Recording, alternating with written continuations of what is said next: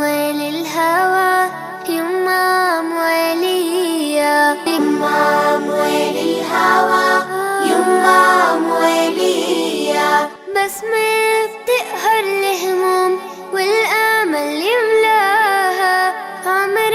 الظلم ما يدوم وارضك ما بننساها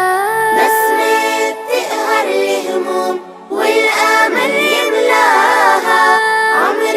الظلم ما يدوم وارضك ما بننساها والكون كله بيحضر لعرس الحرية يمام وللهوى يمام وليا أعوذ بالله من الشيطان الرجيم بسم الله الرحمن الرحيم الحمد لله رب العالمين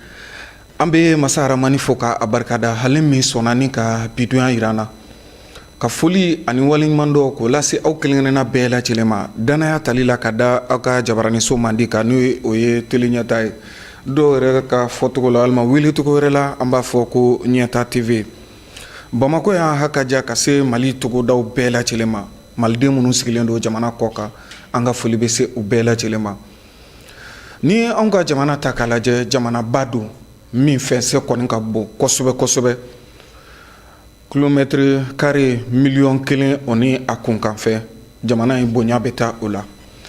ka na ye fɛnɛ a jamana a dugujukɔrɔ nafolo o hakɛ kɔni o dɔn tɛ cogo si la maa si fɛ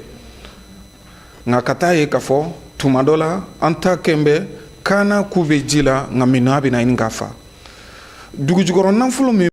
bɛ anw ka jamana kɔnɔ a bɛ se ka malidenw nafa wa gwɛlɛyaba min bɛ walima bolokoliyanba min bɛ anw ka jamana kan ye ka se ka o dabila walima k'o bolo ka anw ka jamana kɔnɔ mali dugujukɔrɔ nafolo sanu ka taa se o n'a ɲɔgɔnna wɛrɛw ma a bɛ se ka kɛ tɔnɔbɔ fɛn ye ka ɲɛsin malidenw ma wa cɛsiriw ni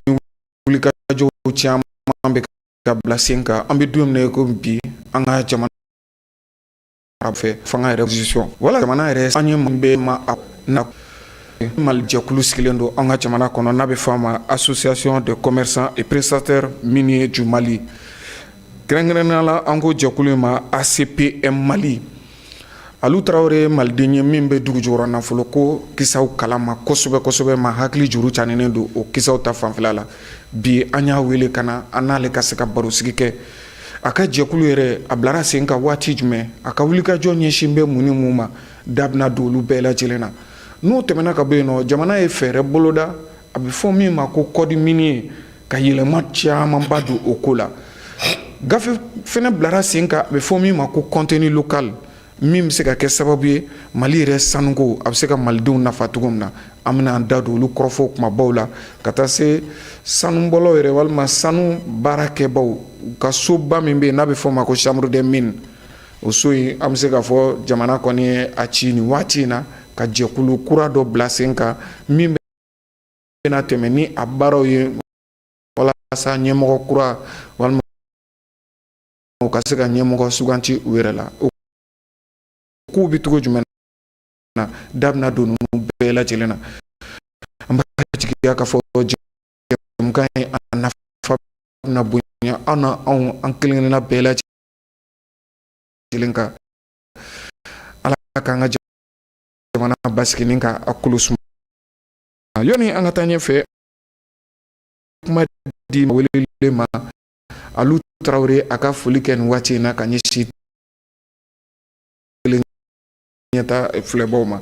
président Sidi a ka kɛ association duli la ka foli le ɲɛta ka fɔ yanni ala min sɔnna ka bi yira an na an ka se ka na sigi ka hakili jagabɔ kɛ en même temps ka hakilina di maliyɛnw ma an ka mine ko ninnu situation kan bon n bɛ n filɛlikɛla bɛɛ lajɛlen fo sa n bɛ e yɛrɛ ɲamelen n'i ka baarakɛla bɛɛ lajɛlen b'aw bɛɛ fo tabarikala aw ka techniciens bɛɛ lajɛlen b'u bɛɛ fo donc n bɛ foli kɛrɛnkɛrɛn fana k'a ɲɛsin an ka président de la république ma n'o ye Asimi général d'armée Assimi Goïta on a ka jɛkulu bɛɛ lajɛlen bɛ foli kɛ ka ɲɛsin u bɛɛ ma tabarikala voilà donc vraiment n bɛ ala tanu ala barika da u ye baara min kɛ jamana in ye baara ɲuman don baara belebele don parce que an si kun sigilen tɛ n'a ye k'a fɔ ko kɔdi minier bɛna se ka falen maliyɛnw yɛrɛ fɛ baara kelen labɛnnen maliyɛnw yɛrɛ jɛra min ye k'a labɛn ka nin contenu local ka tila k'o endosser a la ka se k'o ta franchement an bɛ foli kurakuraya ka ɲɛsin CNT mɔgɔw ma kɛrɛnkɛrɛnnenya la n bɛ CNT ɲɛmɔgɔba n b'o fo Jaw ye donc Maliki Jaw n b'ale fo kɛrɛnkɛrɛnnenya la et puis mais Assane Sidibé n b'ale fana fo Assane Sidibé ale ye baara ba kɛ ko in kɔnɔ a ka foli ka se a ma voilà maliyɛn bɛɛ lajɛlen bɛ fo n yɛrɛ jɛɲɔgɔn b'u bɛɛ lajɛlen fo mɔgɔ minnu ye an dɛmɛ baara in na kosɛbɛ an bɛ foli lase u bɛɛ lajɛlen ma alhamdulillah ayiwa bamananw ko ten tɔ ko maa lakali man yɛrɛ da nka Alu Tarawele sanuko a kalanw de kɛr'i fɛ jamana kɔnɔ yan wa a ko bɛ cogo di ka jɔyɔrɔ in na Alu do bari an ka ɲɛ an tun y'a ɲininka Alu Tarawele a bɛ se ka mun bon ni ne kalan n ka kalan tɛ se k'a daminɛ n ye n ka duguma kalanw kɛ Misira école la donc ka taa n ka lycée k'o kɛ lycée technique de Bamako la bon ne yɛrɛ initialement ne ye génie civil de kɛ lycée technique la voilà donc génie civil bac génie civil kɔfɛ n taara université la n'o ye faculté de sciences et techniques ye donc o ye université kɛ ka tila o la c'est-à-dire ko préparande fo à 4e pour avoir la maîtrise en physique appliquée. Donc après